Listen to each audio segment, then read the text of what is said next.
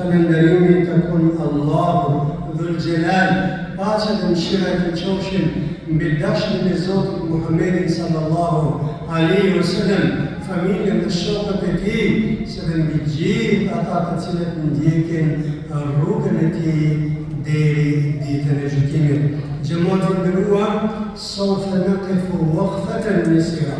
Do të qëndrojmë pak, shumë pak në këto minuta në të cilat në lejon të hyrbe e kësaj gjëmaje mubarek të bekuar me disa jetën madhështore të cilat Allahu Dhul Gjelal nëpërmjet këtyre ajeteve kuranore ju ka dhënë shumë dhe ju ka thënë shumë krijesave të tija subhanahu wa taala. Këto janë fillimet e surës Taha, në të cilat Allahu Dhul Gjelal thotë Bismillahirrahmanirrahim, Taha. Taha. O vëllezër të nderuar, ne gjejmë në Kur'an, elhamdulillah për Zotin, se Allahu Dhul Gjelal ka vazhduar disa ajete të Kur'anit me gërmët të Kur'anit famlar. Bismillahirrahmanirrahim. Alif Lam Mim Qaf Sad Yasin Nun, të cilat janë 14 gërmë të Kur'anit, me të cilat Allahu Dhul Gjelal ka vazhduar të hapur disa sure në Kur'anin famlar. Dhe aqwalu ahlul ilm wal salaf min al-ulama al-umma, fjalët e ulemave të këtij umeti në lidhje me këto gërmë janë, kanë thënë disa dietar, nëpërmjet këtyre gërmave Allah ju ka bërë sfidë arabët të asaj kohe, se në kohën kur ka zbrit Kurani, në gjuhë arabe ishte në kulmin e lulëzimit të saj, poetët që të vinin nga mbarë bota arabe në mekën e ndryshme, edhe jepnin prej poezive të tyre, edhe këto poezi sa gërma kështë peshoheshin në arë, në ftëri, nëse fitohen konkursi poezisë në atë kohë. Dhe Allah e zbriti Kurani me këto gërma në mënyrë që të sfidoj arabët. 14 gërma e janë të Kuranit, hajbini edhe ju, e janë edhe ju me 14 gërma të tjera, të cilat ja ulash me një Kuran të ngjashëm në to. E o vëllezër të nderuar, njëri prej tyre i cili ishte poeti më i madh në kohën në të cilën jetoi, beshet të krahason të surën Fil, që është një surë e shkurtër dhe jo të gjatë të Kuranit.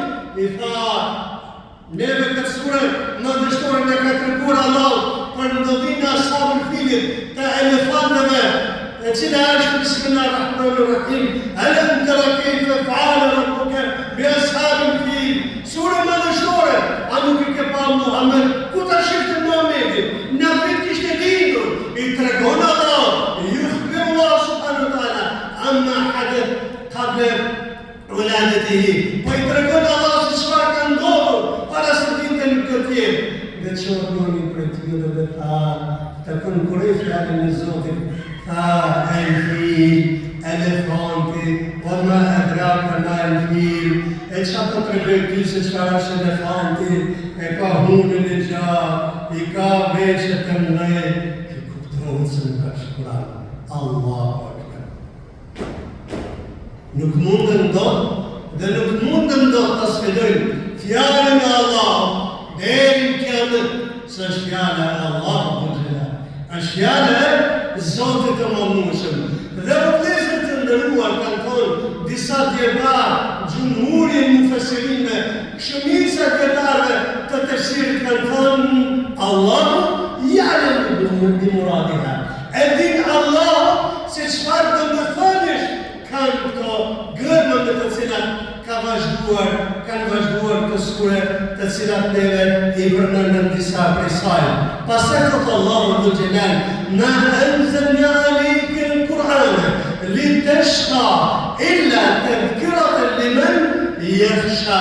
O Muhammed, nuk ta kemi zbritur Kur'anin ty, që neve ty të hidhërojmë në të, ta vështirësojmë jetën në të. E kemi zbritur Kur'anin tadhkira, që të zgjohen ata të cilët në zemrat e tyre kanë sa të pak frikë Allahun Dhul Gjelal. E o vëllezër të nderuar, ma anzala hadha al-Qur'an ala Muhammedin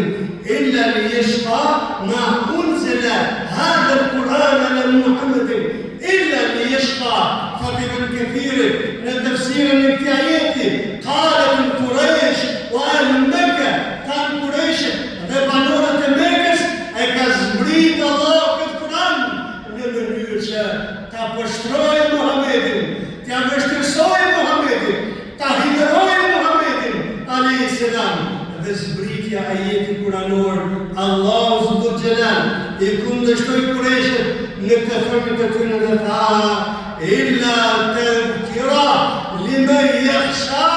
Kurani nuk e vështirëson jetën e askujt, përkundrazi e zbukuron jetën e besimtarit. Kurani nuk i bën dëm askujt, përkundrazi e shëron zemrën, trupin, shpirtin, çdo që lizet janë. Kurani, prandaj thot Allahu, nuk e kemi zbritur në Kuranin t'ja vështirësojmë në robën tonë, por e kemi zbritur illa tadhkiratan liman yakhsha, në mënyrë që neve të e bëjmë atë kthim, meditim për atë i cili ka frikë Zotin e tij. Qali Ibn Kathir, thot Ibn Kathir në tafsirin e këtij ajeti, thot Allahu subhanahu wa taala, mbasi përmend se është zbrit Kurani në çfarë mësim ata të cilët kanë frikë Zotit, ba'atha rasulahu, ba'atha Allahu rasulahu wa anzala kitabahu, zbriti Allahu të dërguarin e tij, dhe librin e solli Allahu librin e tij, dhe zoli të dërguarin e tij Muhammedin alayhis salam, në mënyrë që në zemrat e besimtarëve të zgjohet jeta e vërtetë, jeta pa zullum, pa stres, pa siklet, të cilën çdo njeri e don, dhe vallahi nuk ka jetë aty vetëm se në Kur'an, në Sunet dhe në mbështetje të Allahut Dhul Jalal, inshallah. O vëllezër të nderuar, thot Allahu subhanahu wa taala, tanzilan mimman khalaqa al-ardha was-samawati al-ula.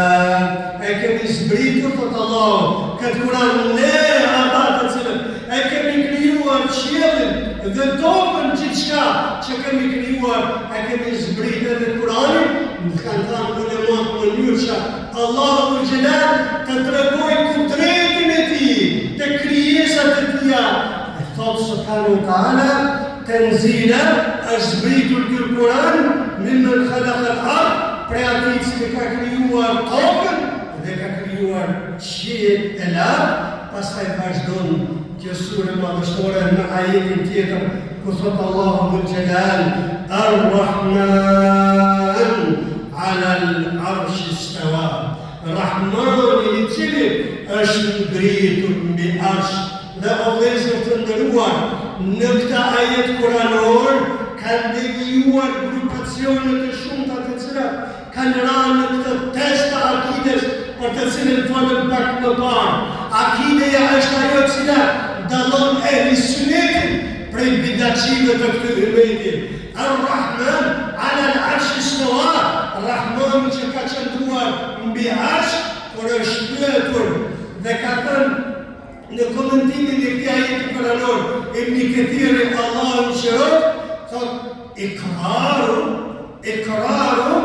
bima jaa fi dhalika min al-kitab wa sunnah. Ne besojmë në atë që ka ardhur në Kur'an edhe në Sunet prej këtyre gjërave të cilat na lajmëron Allah, Rahmani mëshiruesi që ka qëndruar mbi arsh. Dhe thot Ibn Kathir në vazhdim të fjalës së tij, min al-kitab wa sunnah, bila takyif wala tahrif wala tashbih wala ta'til wala tamthil. Ne besojmë të çanëm pa i devijuar ata, pa i ndryshuar ata, pa i dhënë kuptimin tjetër atyre, pa i fshi këto argumente të cilat na i ka treguar Allahu subhanahu wa taala. Se o vëllezër të nderuar, ka për atyre grupacioneve të cilat kanë ardhur dhe kanë ndryshuar Zotin afar edhe ajetin e Kuranit. Ar-Rahman ala al-arsh istawa, Rahmani që ka qëndruar mbi arsh, kanë thënë Rahman ala al-arsh istawa, ai që ka qëndruar mbi arsh, ama stawa do të thotë që ka qëndruar me madhështinë e tij, me kudretin e tij, që i takon atij subhanahu wa taala.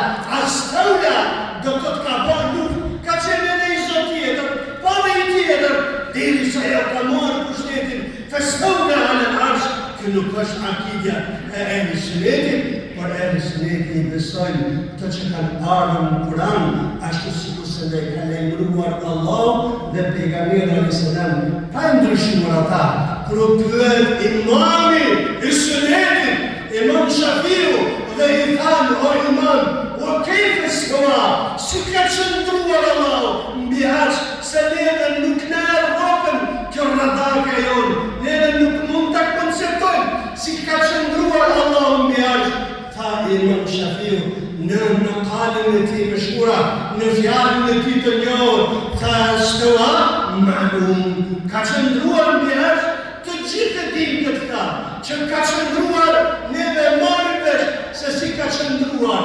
Ama, thot Imam Shafiu, thot, o kejfietuha mejhula, se si ka qëndruar Allah dhe si qëndron mbi aq, neve nuk mundemi dot që ta konceptojmë në memorit e tona të kufizuara të cilat na i ka dhënë Allahu dhul Jalal, thot wa su'alu anha bid'a, ai që i pyet se si ka qëndruar Allahu mbi aq, ka bërë bidat.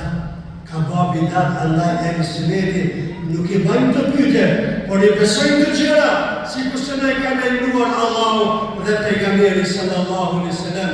E o vëllezër të nderuar, thot Allahu subhanahu wa ta'ala në vazhdim të këtij ajeti, lahu ma fi samawati wa ma fi al-ard wa ma bainahuma wa ma tahta ath-thara, e tia është gjithçka që ka në qiell në tokë, sepse filluan njerëzit duke dyshuar, edhe sot dyshojnë njerëzit, ka qëndruar mbi aq, po si i kontrollon Allah gjitha gjërat, dhe Allahu e ja u tregon këtë nëpërmjet këtij ajeti kuranor, ku thot Allahu subhanahu wa ta'ala, lahu ma fi samawati, pasi keni gajrin e Allahut dhul Jalal, kudreti i tij është absolut, madhështia e tij është absolute, dija e tij është absolute, gjithçka është absolut që ka të bëjë me Allahun azza wa jall.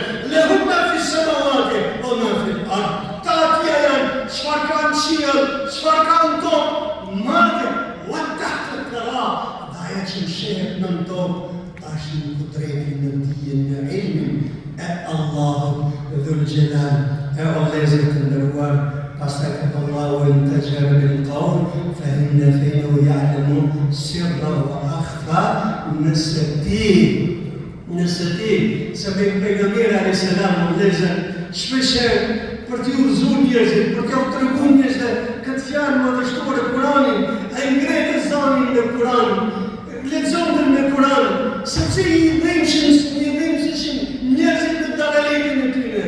Thot Allahu subhanahu wa ta'ala, o tajhar bil qawl, nëse ti vërtet di se Allahu e din, edhe atë që mshehet në zemër, jo më atë që shpreh, subhanahu wa ta'ala, la ilaha illa hu, lahu al-asma'u al-husna, la ilaha illa hu, lahu al-asma'u al-husna, la ilaha illa Allah, i përfuqishëm është ai, dhe të atija janë emrat më të bukur, të cilat Allah ka emëruar vetën e tij dhe pejgamberi alayhis salam ka emëruar Allahu dhul Jalal në hadithet e tij. E o vëllezër të nderuar, këto ajete e Kuranit kanë një histori të bukur, të cilat inshallah do të jetë vazhdimi i hyrjes së të kësaj xhumaje.